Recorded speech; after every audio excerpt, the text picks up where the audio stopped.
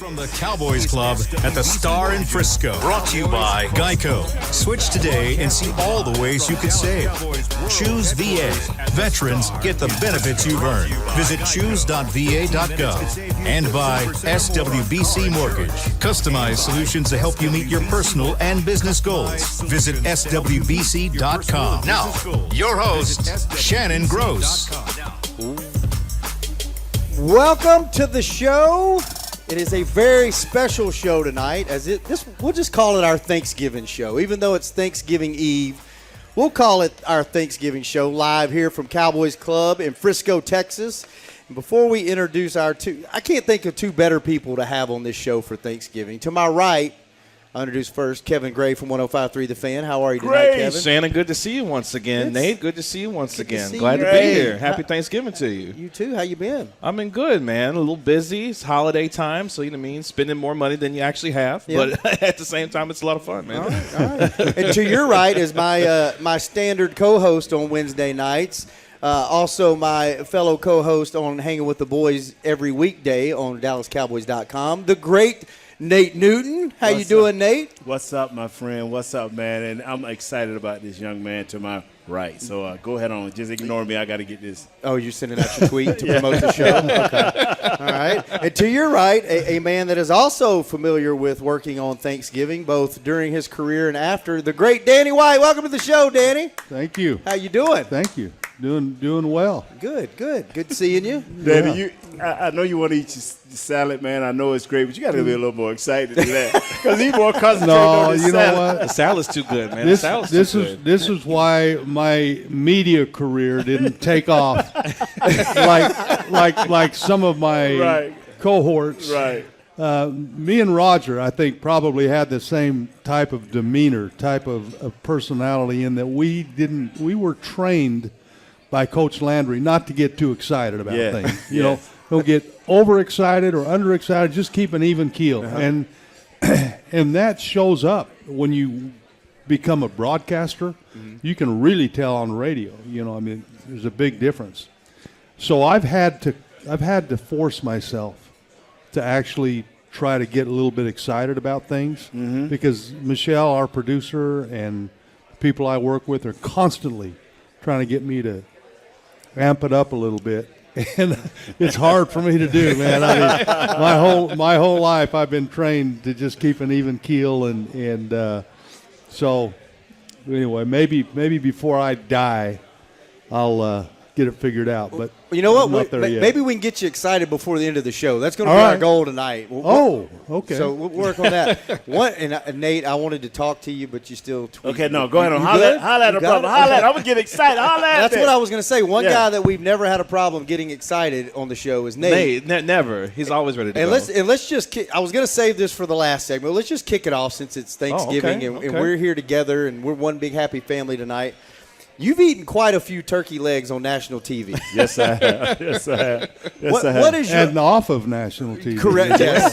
Very, very observant, Danny. Danny's warming up. Danny's warming up. Yeah, well, I got somebody that'll add a little bit, but that's look, hey now. You guys, I knew him when he was Big Nate. Yeah, when I was in the kitchen. You knew me when I was in the kitchen. Yeah, the kitchen, that's right. What was it like all those years, Nate? One, Cowboys tradition playing on Thanksgiving, and then two, what are some of your memories of sharing turkey legs with the offensive line and Coach Madden talking to you on Thanksgiving Day and Emmett being there? What are the traditions that you remember that stand out? That was special. I'm gonna wait.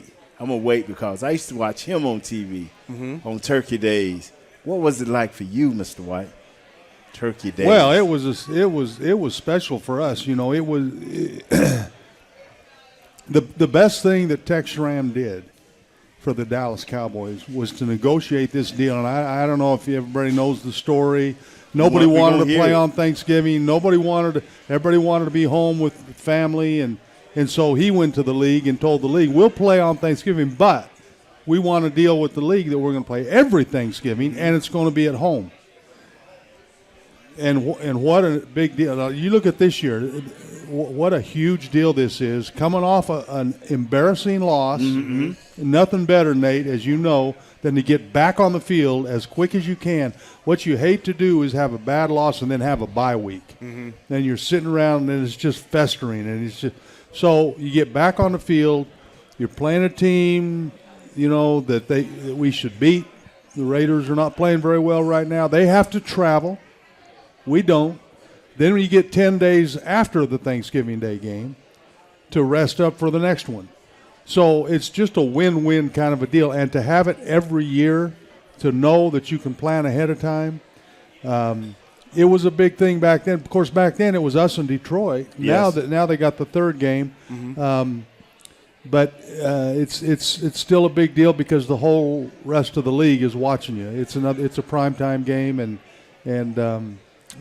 anytime you can get that primetime stage where all the other players, all the other coaches, all the fans are watching, it's a big deal. Yeah. Wow. Go ahead, Wow. Nate. And I'm gonna tell you something, man. And I used to watch, man. I used to sit at my house, man. What do you mean you used to watch? No, I'm talking about when I was growing up. When I was growing up, I watched you. I watched Raj. I watched all of y'all, man. I'm coming from a kid point of view, man. It just, man, I've been a Cowboy since I was 10, 11 years old, man, watching it. So when I came and was a part of this, on this Thursday thing with these guys. Nate was a big part of it. Let me tell you, not in more than one way, right? Literally and figuratively. But no, he don't get excited, but he can crack jokes. No. But let me tell you something. When Nate joined the team, there was a difference. He made a difference in our football team, and that was the beginning. That was the beginning of the build back. Yeah. We took a dive in the early '80s. Now '85 we won the division. We weren't supposed to. '86 we were off to the greatest start in the history of the Dallas Cowboys. And then I broke my wrist against the Giants. Then we went 1-7, 1-8. We took a nose the dive. end of that year. Then the next year was horrible. Then we got Nate, and that started. Seriously, that started the build back of the Dallas Cowboys into the early '90s, and then we all know what happened. After Troy got here and Nate started blocking for him, they made Nate a fullback and started giving him the ball, which was a mistake. Blocking for him and let it go. He let it go let it go to his head. Hey, let me tell you, it was the beginning. I told everybody they built the team around me, not Troy, Michael, and Emmett. That's right. But you know what? Playing on Thanksgiving, man, and once we started winning, sir, things started happening, man. And John Madden, I spoke to Mr. Madden one day in New York. We was playing the New York Giants, and we was getting beat and all that. But I said, Mr. Madden, how you doing? And he called me by my first name. He said, how you doing, Nate? And it blew me away. Oh, my gosh. Yeah. It blew me away. Yeah. For John Madden to know me, man. Yeah. And so he came the following couple of weeks later. Even though we wasn't a very good team, he would still come. He came a couple of weeks later and said – to call the game, right? Yeah. And he said, I want to speak to Nate before the game. And we built a relationship, man, and it's still going on Did he today. call you in the hotel? Oh, man, yeah. We was at the hotel, and we talked, man, and then we – how do you come in and interview before the game and stuff like that at the back at the old place. And we talking, man, him and Mr. Summerall, and we enjoying it, man. And then he said, well, how would you like, if you play a good game, you can get a turkey leg. Man, That's all. Say no more. That's all you needed to hear. I had a good game, and from that point on, whether I won the turkey or not, I was the guy that was introducing everybody for the turkeys. It's funny to hear Nate talk about the old place. You're talking about Valley Ranch. Yes, Valley Ranch. It was state of the art. That's the old when I place. got there. Now, it's all relative because the old place for me was Royal Lane. Yeah, Royal Lane, yeah. Over there on Forest Lane. Forest and Royal, and that was the old place. And that's when we were a real football team, if you ask me. Now, my career goes back when – and then we got the fancy, the big hot tub and the cold and all the fancy locker room and it was state of the art. Everything was state of the art except the football team. The football team, everything that was coming went up. later. That football was coming team later, went right. down. Yeah, it was coming later. But it's funny how you think the more money you spend, the more you surround players with all the facilities. and that it would make them better. But it did not with us. And I think it was because of the type of player that Tom Landry recruited. Yes. He got guys that were old school, that were hard knocks, hungry, hard workers. They weren't the fastest, biggest, strongest guys in the league, but they were the best prepared, hardest working, guys that hated to lose. And those kind of guys don't respond well to fancy surroundings and being coddled and babied and all of that. And, so anyway, that's a little bit of the history of Thanksgiving. Let me give you a better history. Yeah. When I walked into that old place on Royal Lane, because I came when the state of the art, and so I got back kind of early, and they're like, okay, now I'm going to take you over here and let you see where the Cowboys used to practice. Yeah. Man, the carpet was dirty with guys spitting the spit tunes and smoking cigarettes. Yeah, everybody smoked. I'm like, what? And baby, you walked in like, wow, man. And you look over the fence, and big old field in the back, like a big old warehouse, blue. I was like, wow. And then they took us over to the state of the art. Yeah. Over to the old place, which this place makes Valley that Ranch. look like, Valley Ranch. Oh, I was like, man, I called my peeps, man. I wish my big combat phone back then could have took pictures. Yeah. Back then. Big Zach Morris. Yeah, phone. right, exactly. Well, Kevin, did you grow up a Cowboys fan? I did. So I'm a third-generation Dallas Cowboy fan. So actually. what are your Thanksgiving Day memories? Honestly, it's really cool because my dad is a huge Cowboys fan. For folks who don't know, my great uncle, rest in peace, Willie Towns, played for Tom Landry and was a starter in the Ice Bowl. Holds the unofficial rookie record for sacks in the season, and it was passed down to me and my family. So sitting at home Thanksgiving Day, watching Nate and Troy and Emmett and those guys do their thing. It was a lot of fun to watch, and those are some of the best memories that I have as a kid, being able to sit around, enjoy football, good food, obviously, and being able to watch Cowboys football. It doesn't get much better than that. All right, we're going to take our first break. When we come back, Danny, you mentioned it, so I guess we'll talk about it. Uh-oh. Loss up in Kansas City. We got to talk about what happened and what we got to do to fix this thing, be man. brief. We will only spend one segment on it. So thanks for tuning in with special guests Danny White and Kevin Gray to my right and the great Nate Newton to his right. You're listening to Cowboys Crosstalk on the Dallas Cowboys Radio Network. We'll be right back.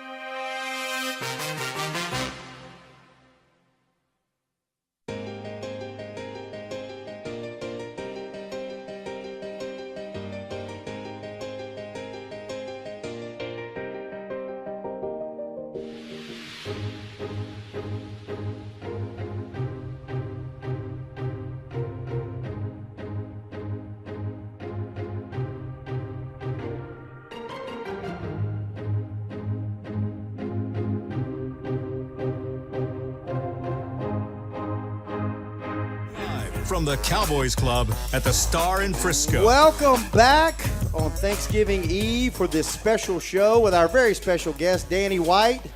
And before we get back to the show, Kevin, did you know that at SWBC they have customized solutions for individuals and businesses, and you're just a click away? I do now. I knew that. Well, I'll tell you what, after the show, all of you go visit SWBC.com to learn more and start your next adventure after the show. Don't do it on the show because we got a lot to talk about. Shannon Grove's here with Kevin Gray, Nate Newton, and the great Danny White. And Danny, you mentioned it last segment. I didn't even want to talk about it on the show, but because you brought it up, I think we have to address the issue. Kevin, what the hell happened Sunday? Chris Jones is what happened. Woo! Chris Nate, Jones is Nate what preached happened. all week, and that's all the only name he said all week on our show. So have at it, Kevin. What did Chris Jones do? He wrecked the entire Dallas Cowboys offensive line is what he did. Whether it was Zach Martin, whether it was Connor McGovern, he was no respecter of the offensive line on Sunday. And they did a good job of moving him up and down the line, and he was really able to get a lot of pressure on the Cowboys offensive line. So I'm interested to see how they bounce back this week. Tyron Smith looks like he's going to be ready to go on Thanksgiving Day. That's going to be a big help to really stabilize that left side of the offensive line. But give Steve Spagnuolo, the defensive coordinator for Kansas City, a lot of credit. Had a good game plan, physical play with his corners up against these receivers, and more importantly, allow guys like Frank Clark and Chris Jones to get home. And they had 14 sacks going into the game on Sunday. They had 5. Was a 5? Five on Sunday. That says Chris Jones had 3.5 of his own. So that just tells you all you need to know about how the Chiefs were able to get after the Cowboys on Sunday. Chris Jones had his coming out party in the Cowboys backfield on Sunday afternoon, and now the whole world knows about him. Unfortunately, we didn't know that much about him going into the game, but now we do. A little too late now. Yeah. That guy is a heck of a player. I think he's going to have a great season going forward. Yeah. What'd you see, Nate? Just, when I was looking at film on him, man, you know when you see a Bulldog. Oh, yeah. And he, he has the ability to power over you. He has the ability. When I see a guy that's 6'5", 310, 15 pounds, and he can play a little bit of defensive end and a whole lot of 3 technique over the guard, and then he can get over your nose. Yep. That's a valuable guy. That sounds like a nightmare. And then he plays on a high level. His motor runs pretty high. So that's scary, and that's what alerted me to him. And I saw him a little bit last year, and then, and I hate to bring up money because as an ex-player, we always fighting for more. But when your starting quarterback has a contract that allows guys like him to get paid, and that was one of the things I remember. Chris Jones said, "Man, I want to be on this team because our quarterback took a little less, so I can be paid to stay here." And so I know when it's time to be big dogging, he's going to do what it takes. Nate, as an offensive lineman, there were a couple of moving parts on the offensive line this week. One, Tyron Smith, game-time decision, wound up not playing, and then you switched the Connors out. Yeah. Was that a smart move going into a week where you really you were going into a statement game? Should they have waited? Let that play out a little bit. Was that the time to do it? Did you agree with the move? Talk a little bit about the moving parts on the offensive line. The reason the move didn't bother me is because it was twofold for me, and I tried to talk to some people that was close to the situation. They think these guys are pretty equal. One just had experience and the other one didn't. Connor McGovern didn't have the experience, but they marked the other kid. You have had 3 or 4 games in a row where this kid has had 1 or more holdings in some games, almost. Yeah, you're talking about the officials mark. The officials mark. Yeah. See, Danny, I try to tell people this, and you know this as a player.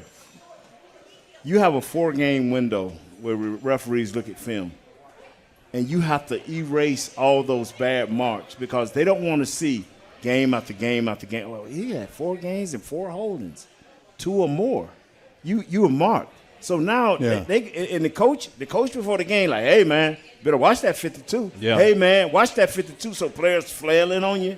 And even if you get through the game and not holding, they're going to get it. Yeah. And he was smart. And they want to take that pressure off that kid. They still believe in him.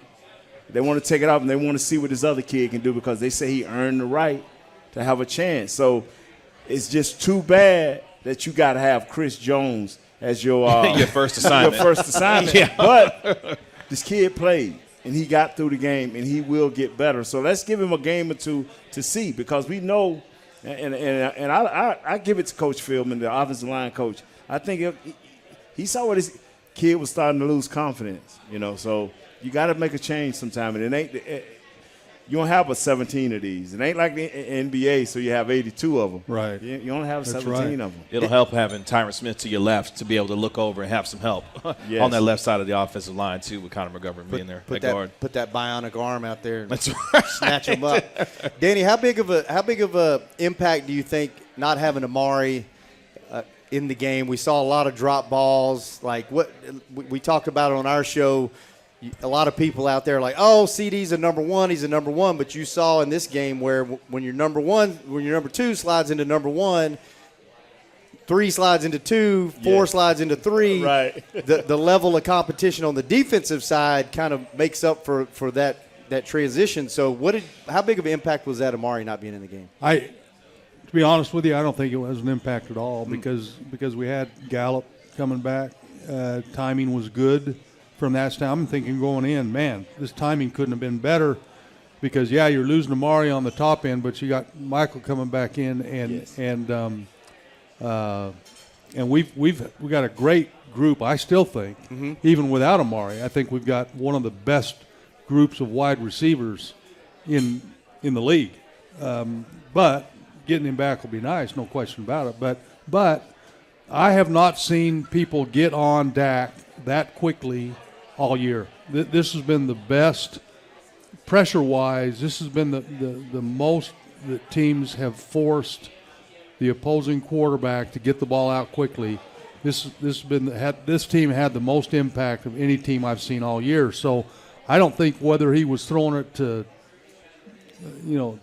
Amari or who CD. he was throwing it to. CD or I don't think it would have mattered because I think there's 4 guys there that can all run routes, get open, create separation, and catch the ball. But you got to get to them first. Yeah. See, I tried. When I look at a film, when I look at tape, I'm offensive lineman, whatever. The first thing I look at is because everybody has 1 or 2 great skill position players, whether it's offensive or defense. So the big separator is your offensive and defensive lines.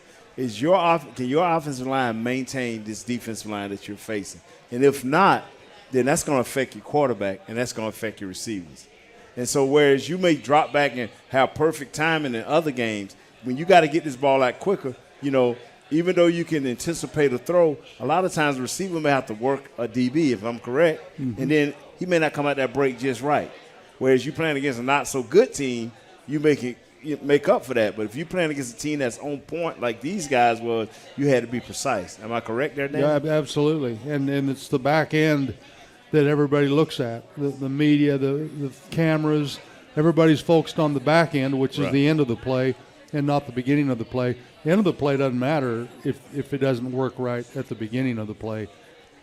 And what Nate's referring to is being able to – the quarterback being able to set his feet. Now, Dak is one of those quarterbacks. He's a Tom Brady kind of a thrower. Yeah. He needs to have his feet set. He's best with his feet set in the pocket rather than on the run, running to his left, throwing back to his right.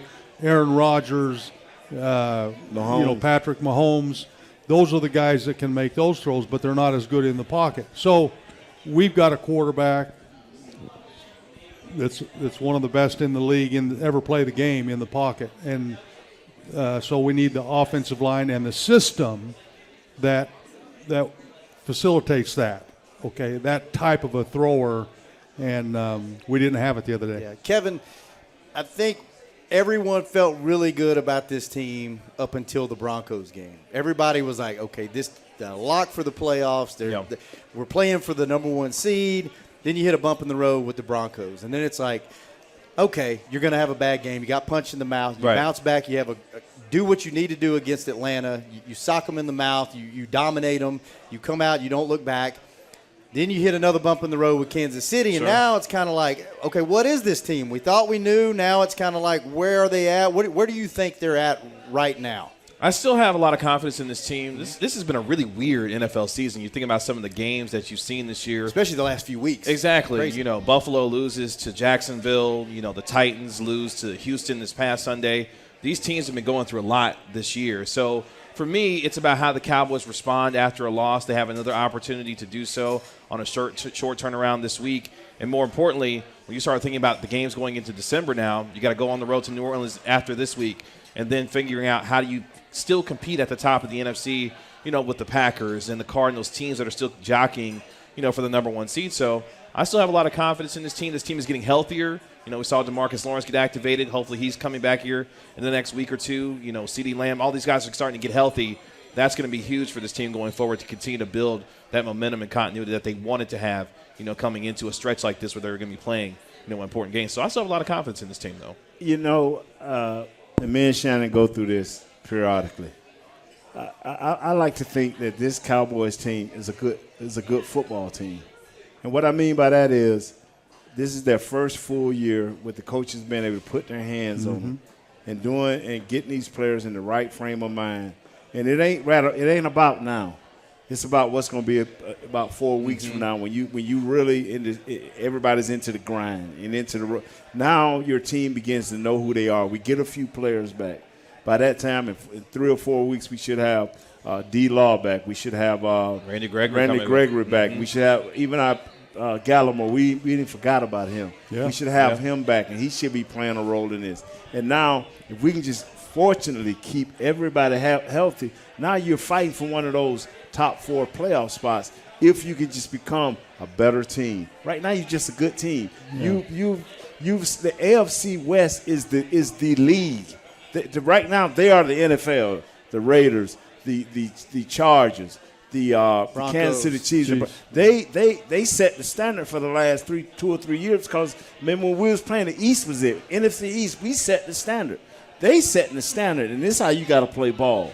Do you have the players to either get better or to learn how to play like that on a faster level? All right, let's take our second break. When we come back, what's up with Zeke in the running game? Let's talk about that a little bit. And eventually we're going to get into a Thanksgiving Day battle that we're going to experience tomorrow between the Cowboys, and it still sounds so weird for me to say this, the Las Vegas Raiders. That's Nate's. Let's call them the Raiders. That's Nate's second favorite team. Yes, sir. We'll talk a little bit about that when we come back. Coming up next, all that and more with the great Danny White. You're listening to Cowboys Crosstalk on the Dallas Cowboys Radio Network.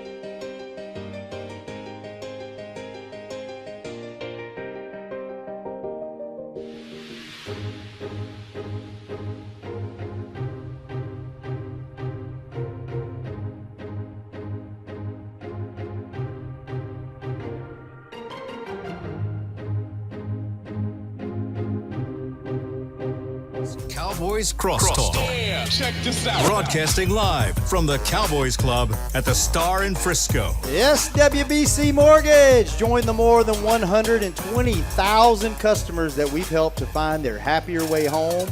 Wait till after the show, but go visit swbcmortgage.com to find a pro today. Shannon Gross joined by Kevin Gray, Yes, Nate sir. Newton, and Danny White. Let's get back to it. So many things to Danny get to. White would We not got be gray- sitting we here if got it wasn't gray for and Nate white. Newton. So Gray and white. Gray and white. We do have gray and white. It live in color. That's Yeah. right. It That's live in right. color. That's right. Why is that, Danny? You said you wouldn't be sitting there if it wasn't for Nate. Danny White would. Well, you went down the list. Yeah. I'm just saying, the last guy wouldn't be here if it wasn't for the next to last guy. Lock him up, You know, friend. people, and as you get older, as I get older, you gain more of an appreciation for the parts of the game that made it possible for you to do what you did. And these guys, the Nate Newtons of the world, of course, made it possible for us quarterbacks to do anything. The fans, Yes. the media, Yes. parts of the game that at the time when we were playing the game, we didn't probably give it a second thought. But now, looking back on it, man, it's huge. Unfortunately, you can't go back and do all the things you'd like to do for them to say thank you. But it's a big deal. And every chance I get to do something that says thank you to the fans, to the media, to my teammates, I do it because you don't know how many more chances you're going to get. That's awesome. You know what? We have 4 media members. Somehow we all wound up in the media. Over to the dark side. Right, yeah. We came over to the dark side. Let's didn't we? just real quick, Kevin, how did you get into media? Did you know that's what you That's wanted a to long do? story, man. That's a long story. Well, we only have I guess the 15 quickest, minutes in this segment. The quickest version I could tell you is that I used to work in insurance, did that for almost 10 years. Mm-hmm. Your boy got an itch to do sports media because he couldn't play on the actual field. So I was like, let's see if I can just cover some sports. Started a podcast about 7-8 years ago and just worked my way up from there, man. And here I am sitting next to Nate Newton and Danny White talking Cowboys football at the Cowboys Club. Podcast. Probably never would have thought that 10, 15 years ago, would you? No, had no Wasn't idea. even on the radar. I had no idea. Nate, no. did you at any point in your career know that you were going to wind up in the media? Did you have that itch? How did you wind up here? No. What it was, my story is long too.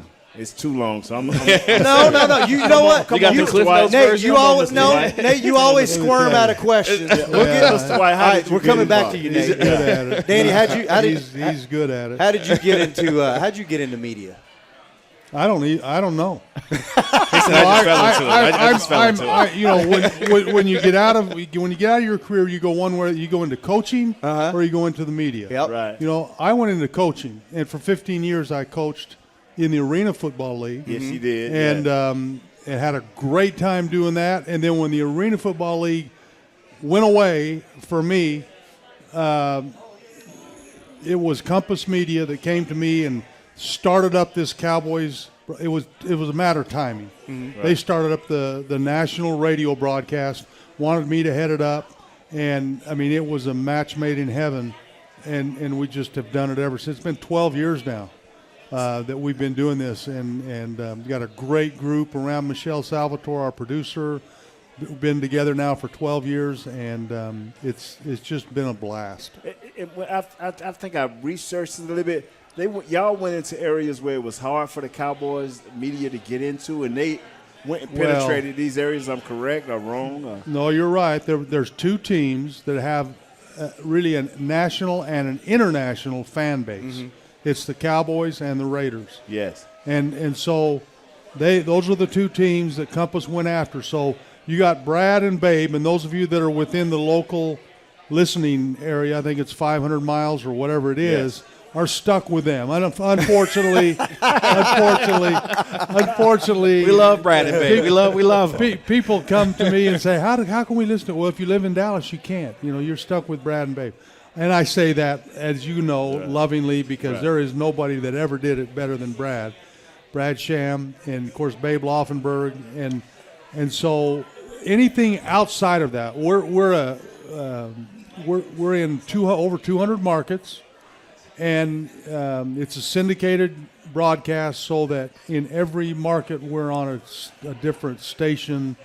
It's not like Sirius. It's not, it's people say, well, how do I listen to it in Salt Lake City? Well, you got to go find us, and my family, they're all over the country and they all want to listen to it, and they can, as long as their local team is not playing at the same time. Yeah. We get blacked out if the local team is playing. Nate, you used to actually be one of the guys that actually liked talking to the media in the locker room, right? Yeah, always. Did that have anything to do with you coming over to the dark side? Yeah, the thing is, a guy, Tom is his name. He called, man, and I can't think, ESPN local. This when they had a local affiliation, and they called me and said, "Hey, man, we want you to do a segment."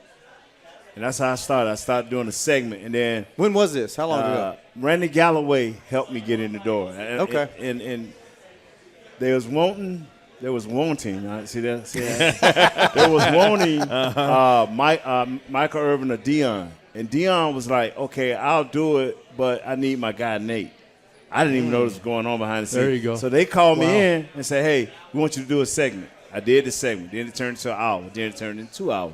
Then I turned into, I didn't want to get on the regular show because I think Randy wanted me to be a guy that breaks down plays and all that because Broadus did it first, then another young man. I'm like, I don't want to do that, but I like popping in 2 or 3 times a week.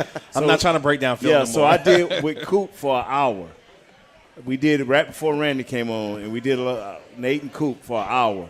And it was very popular. And then the radio station changed.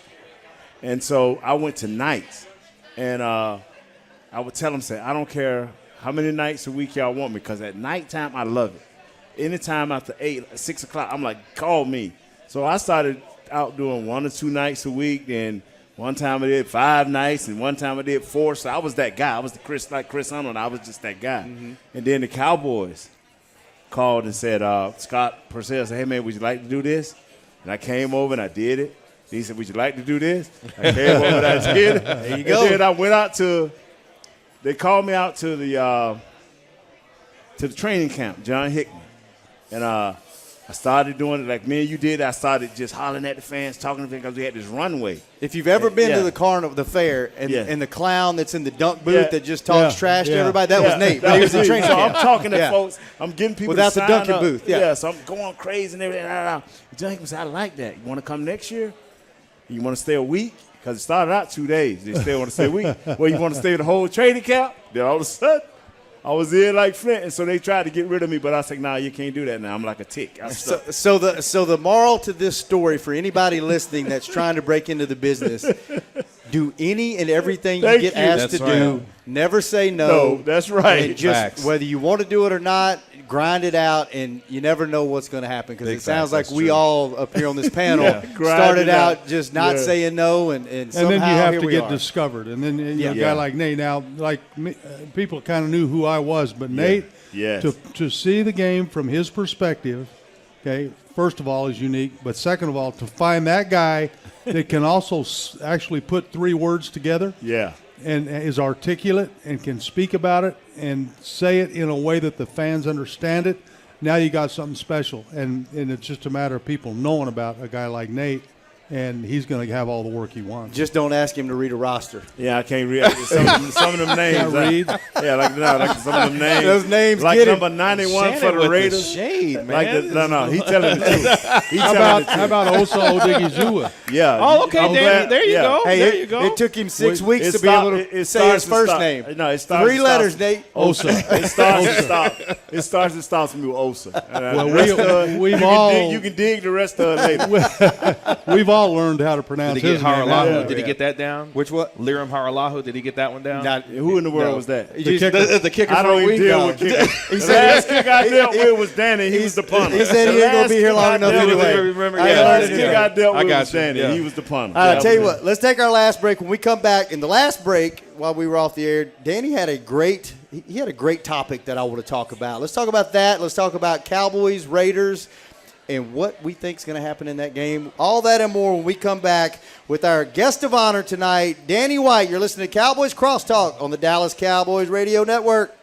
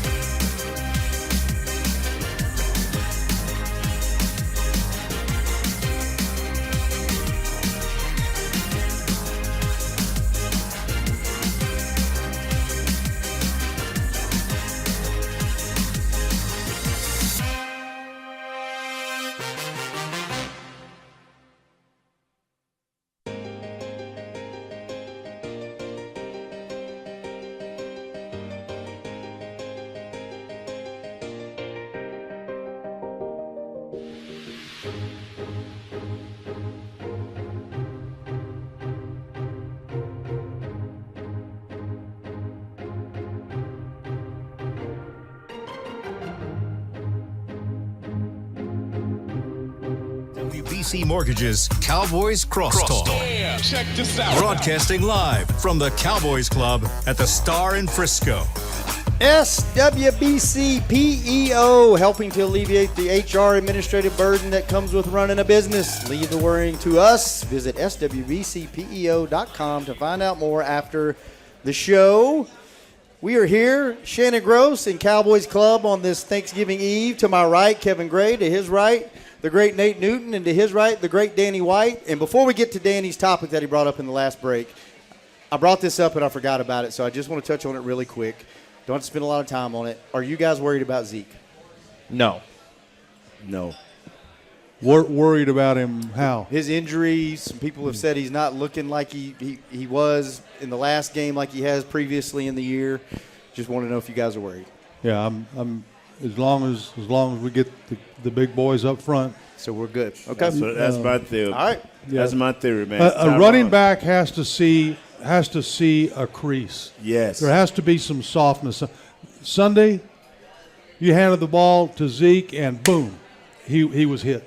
Almost the same time the ball got to him. Running backs don't like that.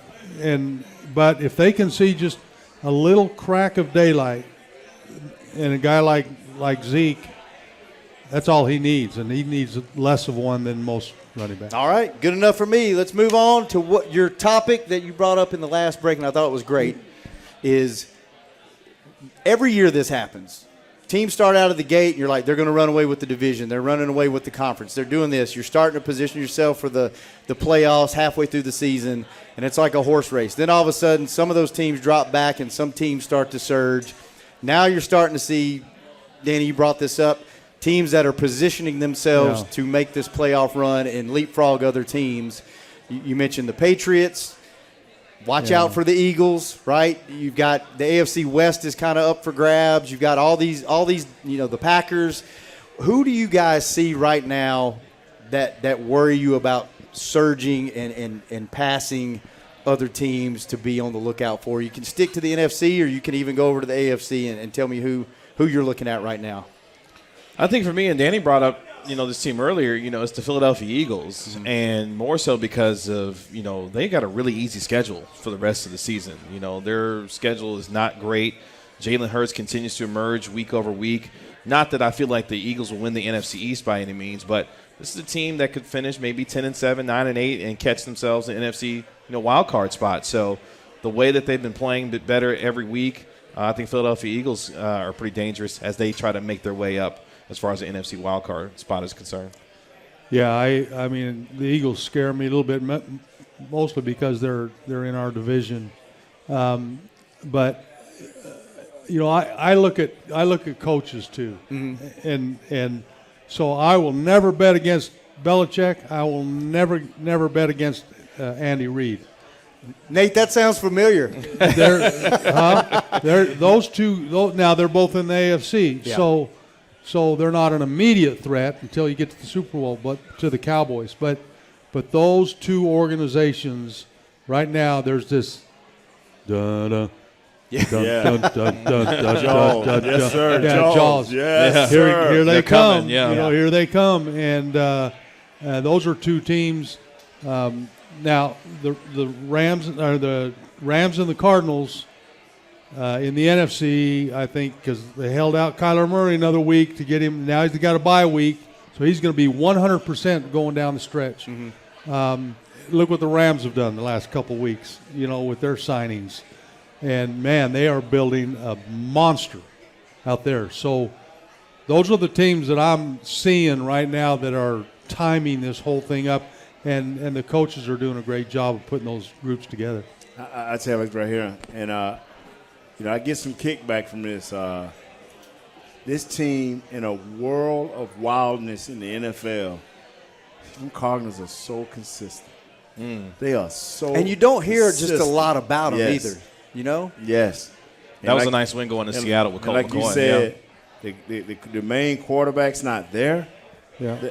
Watch out, and that right there, and I almost lost my mind, man, and forgot about Coach Belichick. I almost lost my mind, but he quickly. He's kind of just hiding back in the weeds, isn't he? Just lurking. Yes. The defense is really good for New England. Yeah. Yeah, and that quarterback, man, and I liked it the way Seattle did it with Wilson when he was young. They had the team. I liked it when Dak first was a rookie. We had the team. Now you just got to get a guy that don't make mistakes. Tom Brady has become the GOAT by not making mistakes. But you very subtly said something that people don't understand. You don't always start with a quarterback. You're right. You build what's around, and if you can do it the way the draft is set up now, you get those first 5 years almost for free. But then you better have something done in those first 5 years before you give them that $40-50 million a year contract. And that's a little bit kind of what scares me about the Cowboys. They've waited now. Those offensive linemen have gotten a little bit older, and Dak and Zeke. Right.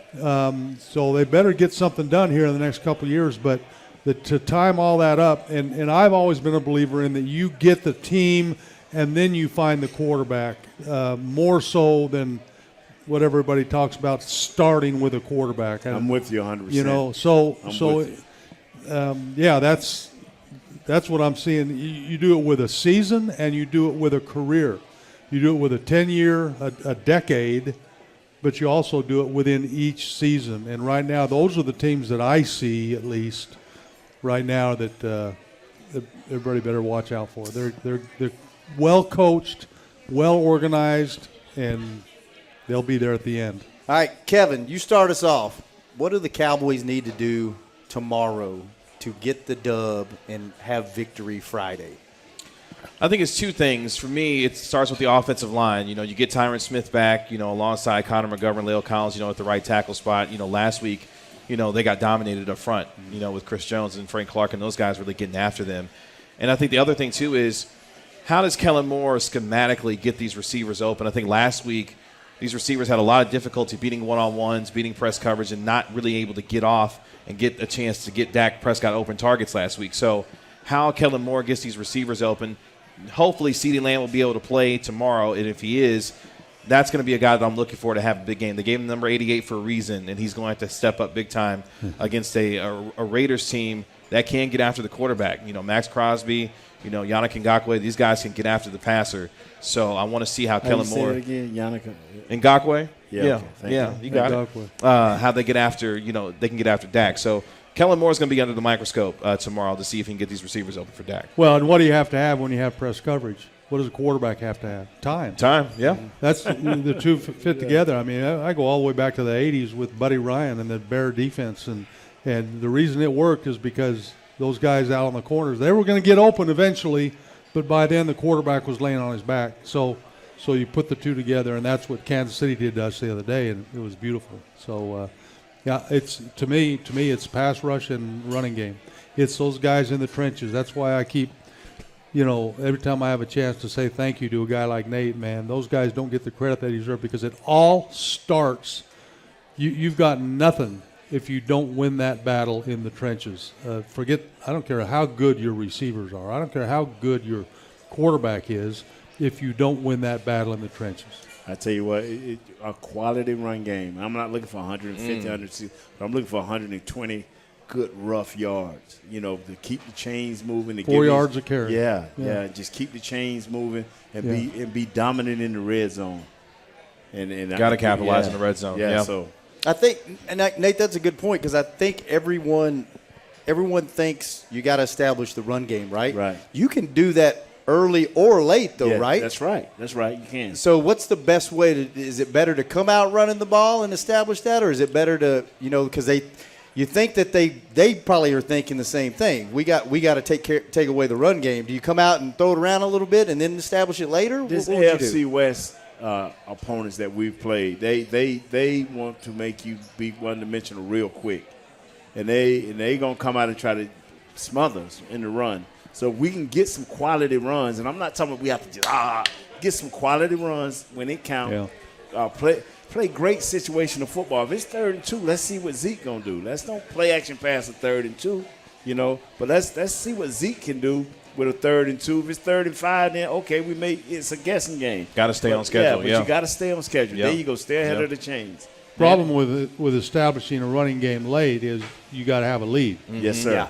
If you don't have the lead, you can't do that.